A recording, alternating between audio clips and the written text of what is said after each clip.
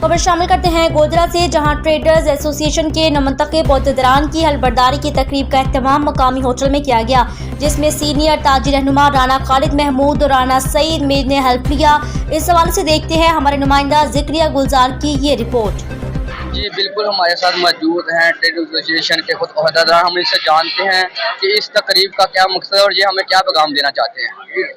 जी बिस्मिल्लाहिर्रहमानिर्रहीम। आज traders association Gojra के नौमुंतखब अहदेदारान का हलफ बर्दारी की तकरीब थी और इसमें सब लोगों ने ये अज़म किया है कि हम एक दूसरे के साथ खड़े हैं।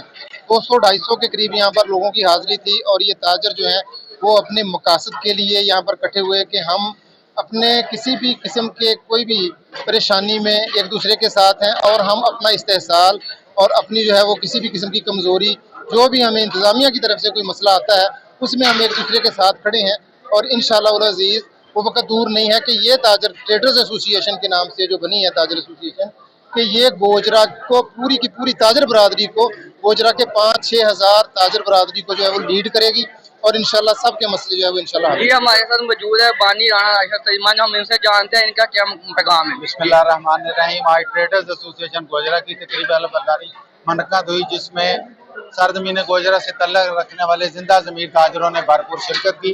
मैं तहे दिल से सियासी, समाजी, मजहबी और दीगर ताजर तंजीमों की आमद पर ममनून हूँ।